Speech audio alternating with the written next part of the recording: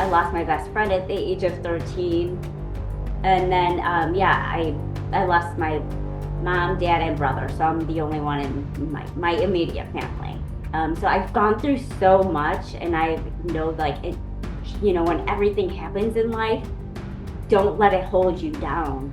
You just have to understand you're here for a reason and make the best of it. And I've actually kind of coached myself through all of these things in life, and I realized, like, as you go through them, you think about it internally and you come out even stronger. Welcome to Women and Work, the show where we take an inside look at how women are overcoming our own unique challenges as we nurture our careers, businesses, and families. I'm Diane Moca, founder and CEO of the Mom Sub Childcare app, and I want you to know that work can fit your life. Our guests show you the way that they've done it. Today, we're talking to Rebecca Torres. She spent nearly 20 years as a recruiter for Amazon and other big companies. Then, 3 years ago, she left corporate America to become a mindset coach and use holistic approaches to help individuals tap into their potential, both professionally and personally. Thanks for taking time to share your story today, Rebecca.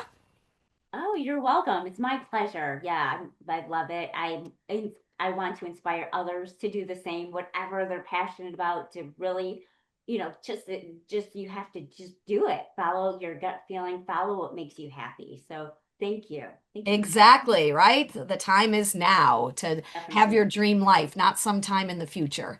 Now, I want to know because this is the Women and Work show, as you navigated your place in large organizations, what do you think was the biggest challenge for you as a woman specifically?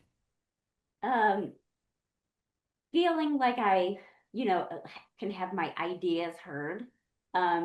Sometimes it's more of just following what's already done versus just, kind of having new ideas.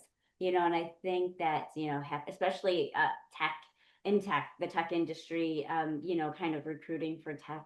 It wasn't a lot of, especially years ago, there wasn't a lot of women doing that. There's a lot more now, but like, as getting into that, and even hiring women, all of that, just being women in general, it was hard. And, they, especially with technology, they didn't really take our word or our ideas and what we should do, the types of people we should hire and things like that. So it was more just kind of following what I should be doing, versus giving my ideas on what we should change. Do you think that the reason that your ideas weren't heard or were dismissed or weren't taken seriously had to do with yourself partly, sort of coming into your own confidence and in the way that you took a seat at the table and expressed them? Or do you think it was more on the people around you, the fact that you might have been one of the only women or the only woman in the room, the fact that the males dismissed what you really, knew about, their industry, a combination, and how did you see that change or evolve as you grew and as the industry changed? Yeah, that's a great question. I think it was definitely at the beginning, feeling like it was my voice not wanting to be heard, like I shouldn't say anything, like I didn't have the ability or the right to say anything, just because I don't have an engineering degree, even though I was great at recruiting and I'm a great people person and I connect with people very well.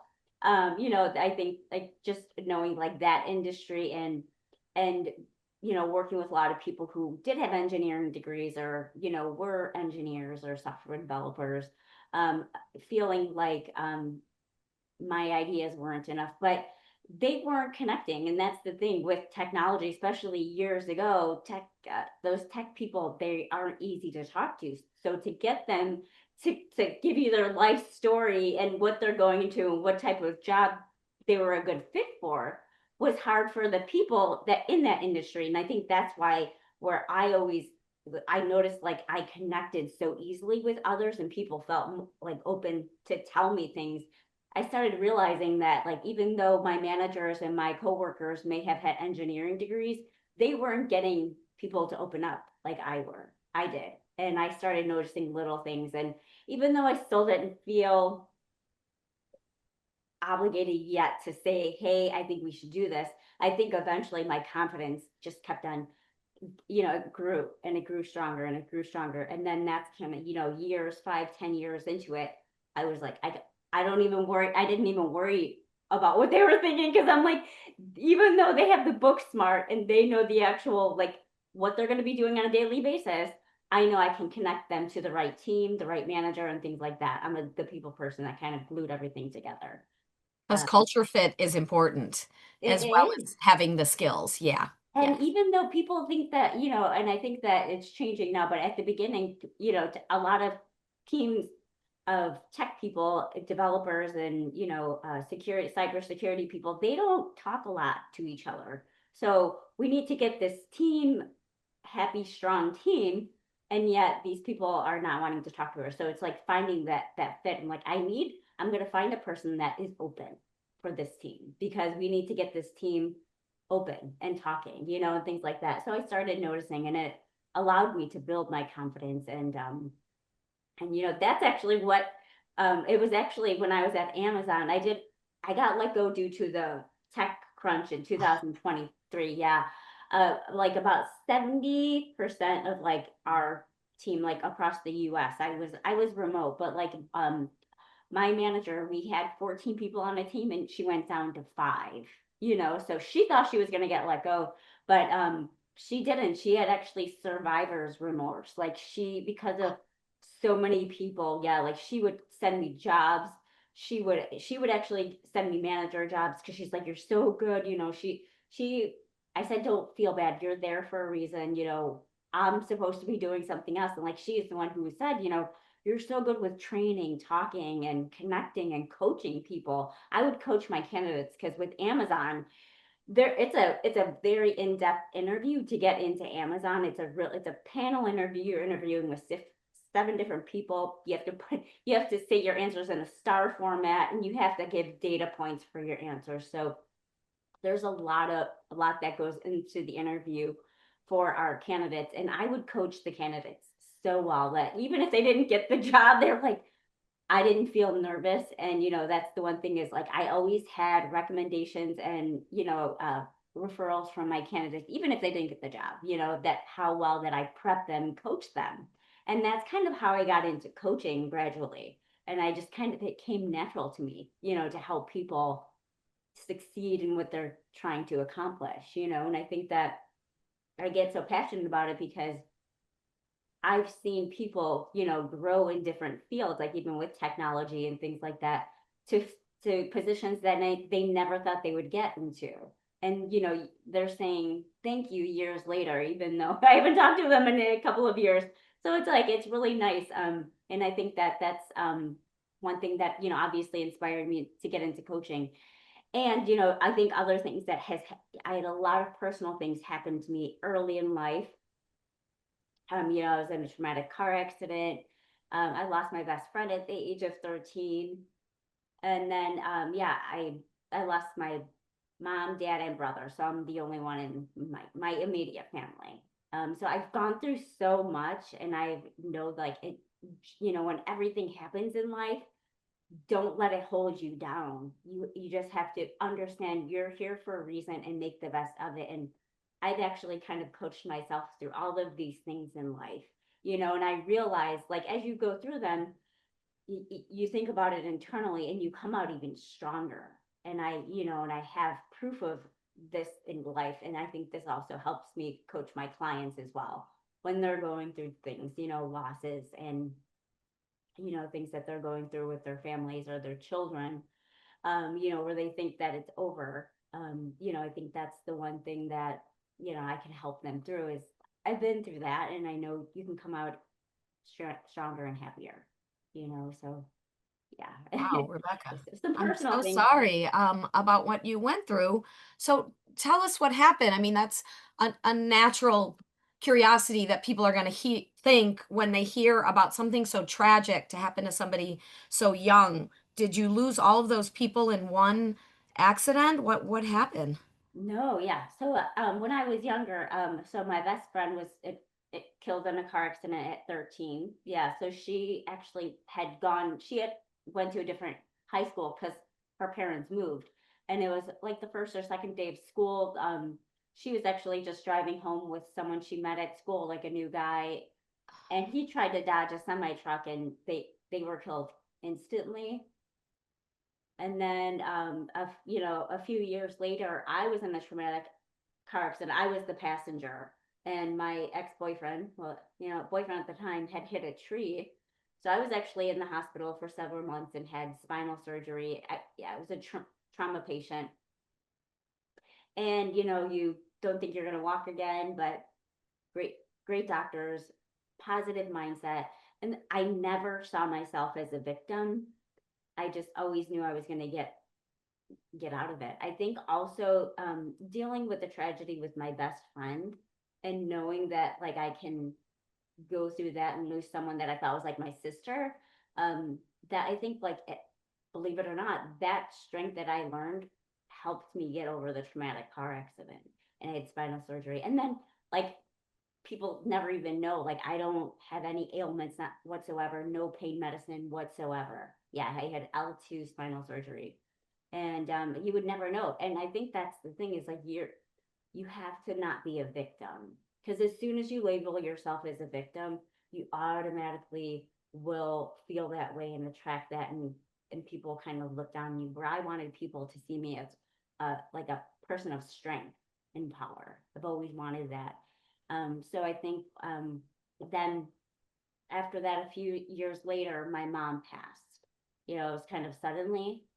And then well, it was actually just in 2020, I lost my brother during COVID. He had some heart things. He wasn't going to the hospital. And I think it was a mixture of COVID, heart, and then he kind of fell in the bathtub and kind of almost gave himself like a concussion, and he never woke up from that. It was like a mixture of what was going on internally, and he never wanted to go to the hospital. And my dad was with him at that time, and during COVID no one could go to the hospital and things like that, so that was rough. And then so he was my older brother, and then I lost my dad, which last year. um yeah, so it was really unexpected. They don't even know what it is. Like, he worked out more than I do at the gym, between golfing and the gym. The only thing he was taking was like diabetes medication. And so we still don't even know what happened. And I think with my dad though, I think he was actually going through a lot of heartbreak with my brother passing. That's the one thing I don't know, is the child passing. I don't know that heartbreak, and I can only imagine what that is. Um, so I think that my dad stayed strong around me because he knew I was mourning for my mom and my brother. So I think he tried to be the strong one, but in reality, I think he may have been a little bit more depressed than he was letting on. Um, and I think he knew that I was strong enough to take care of myself. I think he might have said, "I think it's my time," even though he didn't commit suicide, nothing like that. I just think his soul was like, "I think it's time." And I think, um, and that's also why I stay strong, because I was like, I feel like it was my dad's time, and I feel like I just needed to stay strong just for the family, just to keep it going, the family name. Wow. So I do All have two those. nieces. Yeah, my brother had two girls, so I have my two nieces. Okay. Yeah. Wow. All those people in your life that you've lost. Do you have a partner? Have you had any trouble with bringing people into your life because of a fear of loss? Do you have any children yourself? I get that a lot, and I think there is I do now. I have a boyfriend, but a committed life partner, boyfriend, may potential turn into something else. And I think that though for a long time I was really happy being kind of single because of the loss. Yeah. Yeah. I was afraid, like I knew um a person would leave. I knew a person close to me would leave. So it was really hard to kind of let go. But like also, I think like when my dad passed, I think he's kind of like guiding me, like allowing me to open up and bring someone in my life again. Because it was like up and down last year because I was daddy's little girl. Like I love my mom and brother, but my mom and my brother was mama's boy and I was daddy's girl. And I've always been, and so like I've always been very close. I mean, my dad and brother were close too, but like I've always been close ever since I was little. Growing up, my brother and my dad kind of argued a bit. They didn't always have the relationship that me and my dad had. So I always thought like it's me and my dad started making our own traditions like during the holidays. So I just thought like, oh, my dad's super healthy. He's super healthy, goes to the gym, very healthy. I'm like, I have at least another 20 years with my dad. It's gonna be me and my dad. And then he was with my grandma, and then my grandma called, and when I was in shock. I didn't believe it. It took months to actually settle in because it was there was nothing wrong. He was never in the hospital. There was no ailment, even from the autopsy and things like that. So, but I think now my dad is like bringing someone in my life and allowing me to open up and trust again because I feel like, it's okay. Yeah. So, How long have you been in your current relationship?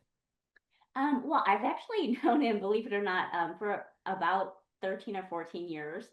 Oh, So it's been a very good friend, but um I we've been ever since the beginning of this year. I mean, he tried coming in last year and I thought I was ready, especially when my dad passed. I was like a lot of mixed emotions, though. I pushed him away, and then he came back. I think he understood, and then eventually, like after the holidays, I knew I needed to like give myself the holidays because that was probably going to be the hardest time for me.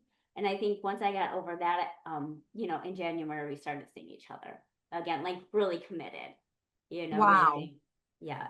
This man has a real connection to you to be friends all that time and wait for the right time.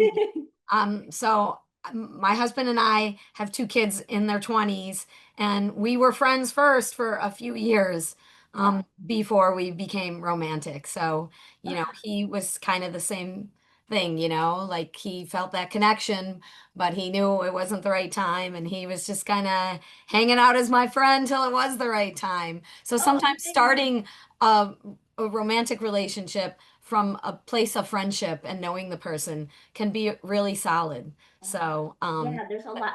It feels just a little more trustworthy because he's like been yes. around for so long, and I know so many different aspects of him. But the funny thing is, like, we're still learning new things all the Oh, yeah. time. I'm like, oh my gosh, I'm like, I didn't know this about you. All these little stories and things that pop up, which is crazy. I think, yeah, just like we're also at a point in our lives where we're more open, I think, with each other in so many different ways. And and I think it might have been also hard for him. Maybe I think a lot of people see my life as you did. Like she's not going to want to bring me in because she's going to be afraid that she's going to lose me. And I think that there was a little piece of me, especially last year, that did that. But I think like now that he knows, like, well, that was the biggest thing that she can possibly have gone through, and she's like opening up to me. And so yeah, so it's really changed us in so many ways. So I mean, that's the little silver lining, obviously, out of everything. It's just that like it allowed me to allow love in and to be close. I mean, it was it wasn't a relationship, but it was all family and friends, my best friend, which was like a sister. She was like a sister to me. And at that age, you're really Yeah. close.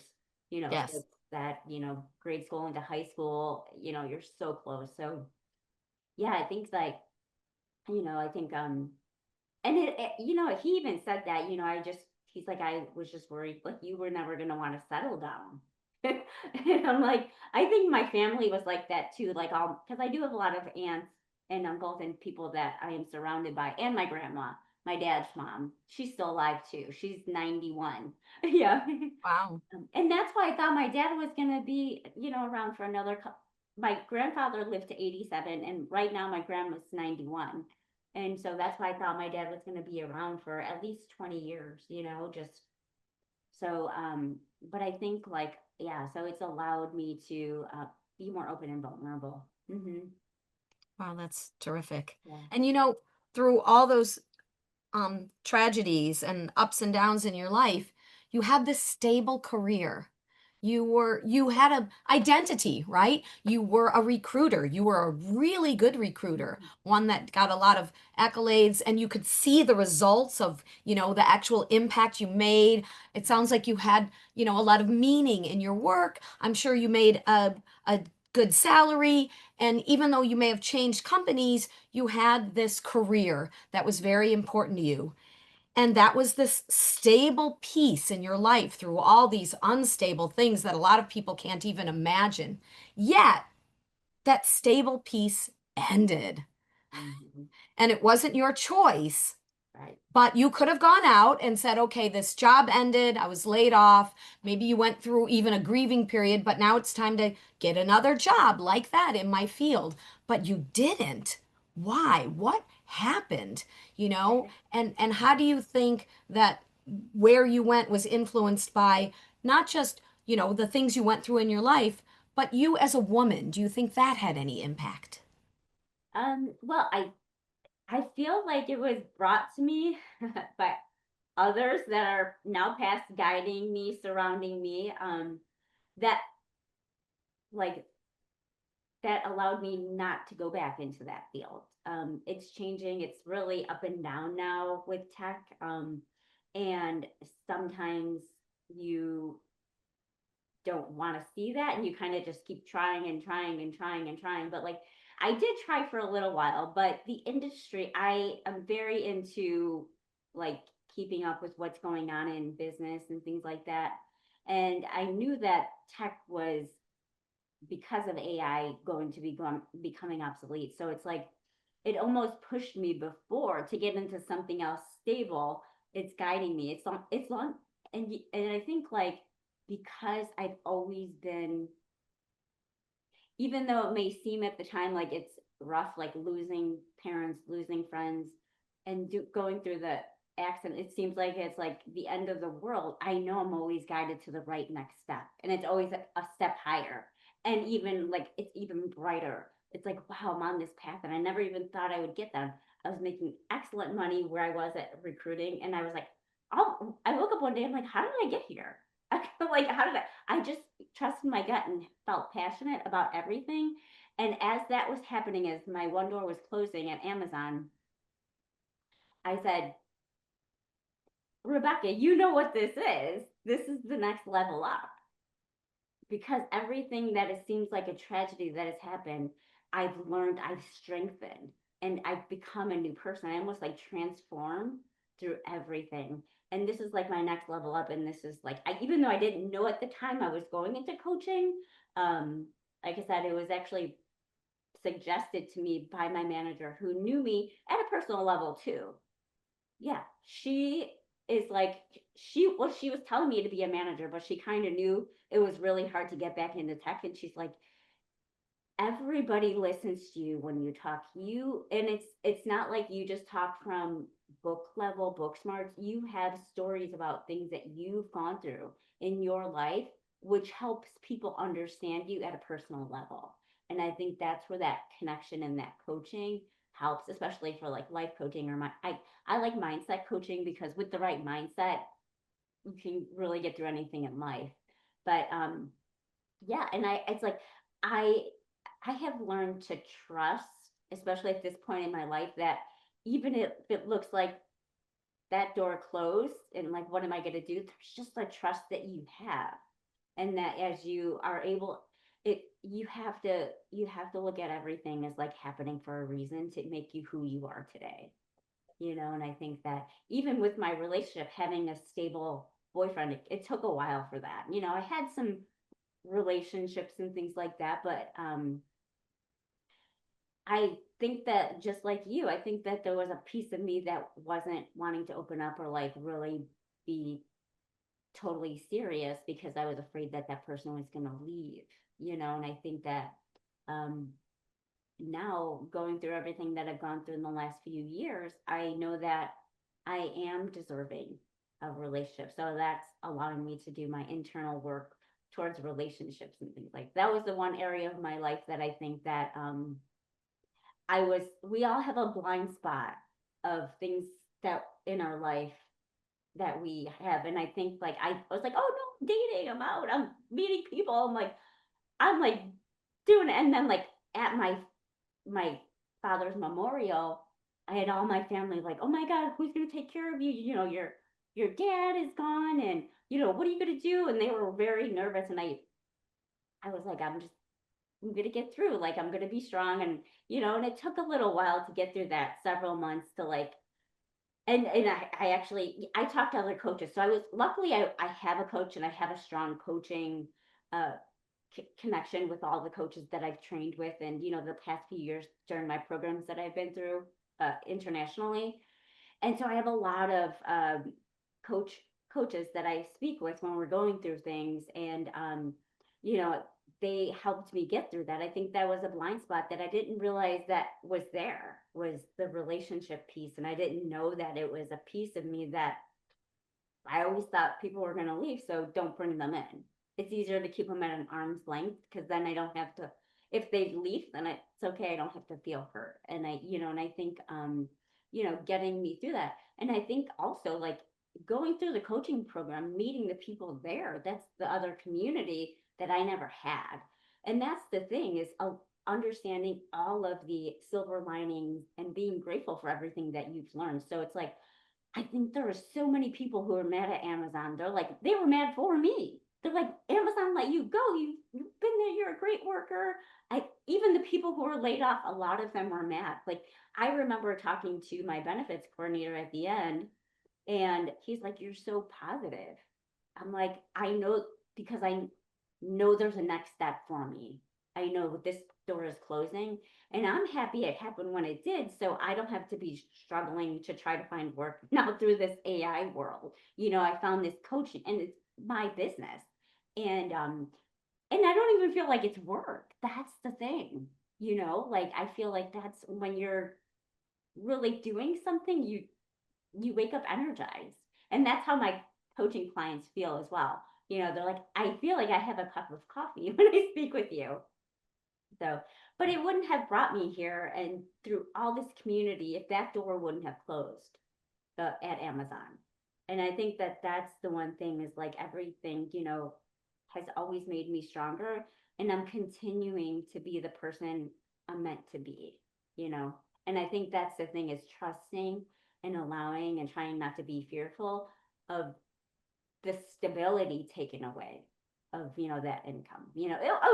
Financially it was a change, but that's growing because when your passion grows and you do something you love every day, the abundance, you attract the abundance in so many ways.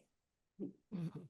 So, how is life different? I mean, you went from all those years of having a job where you knew what you were going to do, what time you started, what time you ended. There was work to be done. It came to you. You didn't have to do anything to make it appear. You had your things that you had to do, but you had this infrastructure around you. And you go from that to nothing, like to, okay, I'm going to be a coach. And so, even though you may love the work, you don't just magically get clients. There's a lot of work that goes on behind the scenes to for those clients to find you, whether that's marketing or whatever else you're doing, and then structuring your day, even knowing when to unplug.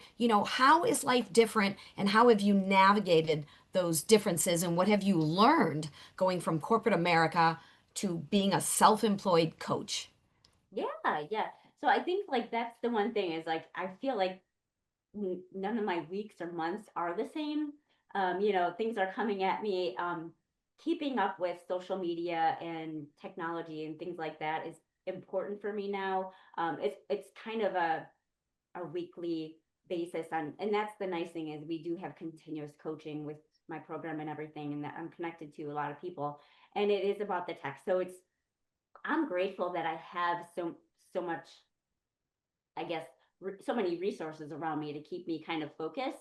But yeah, that is the thing is, I try not to put um, too much structure because I know things are kind of thrown at me. Like I'm, I got asked to talk at like a company event, networking event, like, or it was amazing to be this main speaker for this company event. And I was like, I was kind of nervous, but like now that I'm noticing, I'm like, I'm trying just to kind of let things go. And I do have my structure of like, my coaching clients. And the one thing is I'm still building, yeah, I guess is with the marketing aspect. But I'm getting a lot of referrals. A lot of my clients are just giving me like, hey, my brother has that, or my sister-in-law does this. And I have some of my old clients coming back as well for like one-off sessions and things like that. But that's the thing is like a lot of my clients right now are just referrals, which have been, great. I'm so grateful for that. And I think that's the one thing is having gratitude for everything that's coming, which I feel like it's actually bringing in more and kind of making things a little bit easier. So the marketing piece is probably the one piece that I need to work on. Yeah, I feel like, just getting my message out there because I feel like I need to do that more, but I feel like I'm trying to like keep up with all these techniques and these marketing tools and this like technology and things like that's the one piece that I need. But otherwise I feel like my yeah, I was working remote even from Amazon for like 2.5 years. And so, or even when I was with IBM, every so being remote is kind of normal for me. I've already incorporated my structure of my day and things like that. So like putting on the computer and going on LinkedIn and going on different platforms and things like that.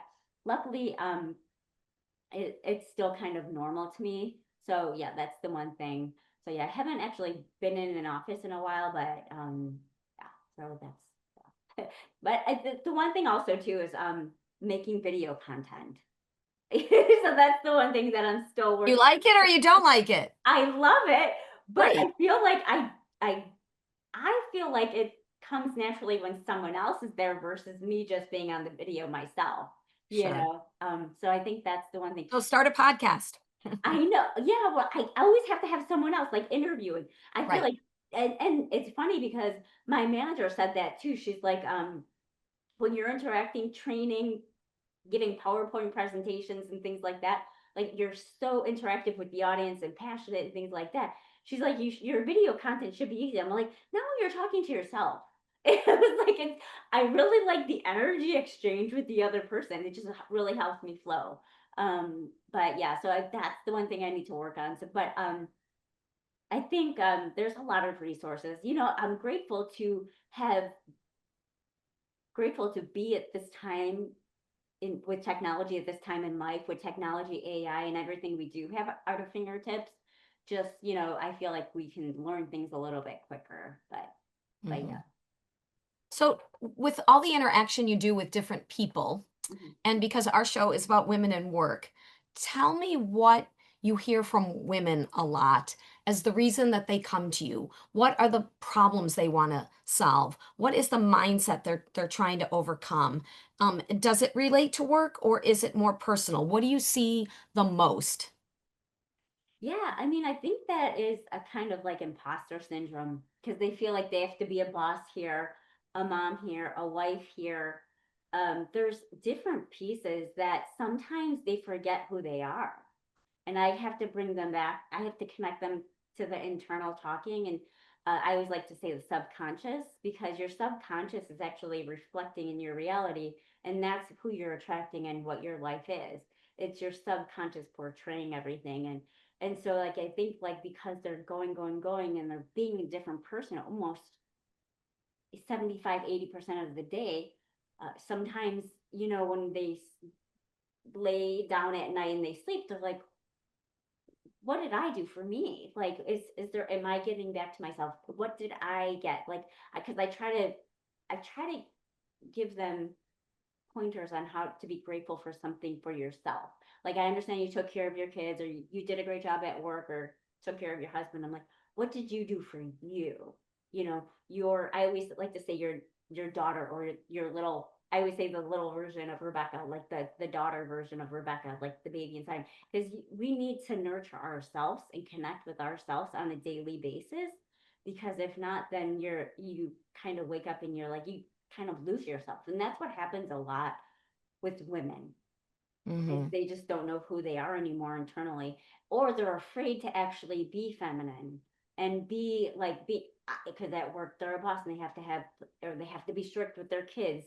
And so to feel feminine and to attract those things in life, they feel like, no, they have to actually put up a wall, or put up a wall to their emotions, put up a wall to certain things in life, or just say no or be strict, because if they don't, they'll lose all control. And I think that's the one thing, is they don't want to lose control. And then they feel like it's that hard balance of not wanting to lose control, but still staying connected to a piece of yourself. So I think that's, yeah, a big thing that Okay. I hear. Yep. And I've been seeing that in women for years. That's nothing that's really changed much. I wonder if you think that women, it seems to you through your coaching, are hesitant sometimes to delegate things that they could or should. And by delegating things, it would give them more time to spend with themselves, or self-reflection, or just pursue something that they want. Do you think that that's part of what you talked about? Just the idea of, I know as a working mom, sometimes you just feel like there's no time. There's no time for me. And if they delegated more things, have, you know what, you love to cook, you do the cooking, you know what, and that's what we're trying to do with Mom Sub. We know how much of a hassle it is to find and manage childcare. Let us take it on. And sometimes I almost feel like I have to convince moms to let us take it on. They're like, yes, I can afford that, but I don't know if I should do that. And so do you see some of that? Do you hear some of that? Yeah, that's really important. I think that, that also goes with trust. Trusting yourself that you've been the mom, that you can delegate something else to, whether it be another child to make dinner, or prepare something, or clean this. I think a lot of moms like, oh, they don't clean it right, so I have to clean it. I have to put all the dishes in the dishwasher because nobody does it right. Well, just how about start to say, I love my kids. They always do it right. It's really just a mindset. And you really start to say, so instead of start yelling and putting a negative energy toward your kids, you could say, I love it. You always put the dishes in the dishwasher perfectly. Would you do it more? Because you're so perfect at it. Like, you really have to put a positive energy, because you're going to attract the energy that you're putting out. So if you're mad because you can't do this, or they're doing it the wrong way, or they can't cook, they're just going to put more negative energy towards you. So you have to give out positive to get positive. So yeah, just say, I love the way you cook this food. Oh my gosh, it's so good. Can you cook that more? What other recipes do you want to try? I love the way, even if they aren't putting the dishwasher, or stacking the dishes in the dishwasher the right way, don't let them know that. You have to always say they're doing it the right way. So that's perfect. That's the perfect way. And just keep on doing that. And then they'll start to realize, like, they'll connect putting the dishes in the dishwasher. Oh, I'll do it right. And then they'll start to realize they're not doing it right, because, they may see the dish not clean or something like that. And they'll start to connect it. But if you go to them, anything that with any type of negative energy, you're only going to get it back. It's almost like putting a kind of a demagnetizing it. Instead of magnetizing happiness and like a connection, you're actually kind of pushing it away. It's interesting you use that as an example, because I used to tell my mom friends that that was kind of an epiphany for me, that I just felt like there was too much falling on me. I was doing too much.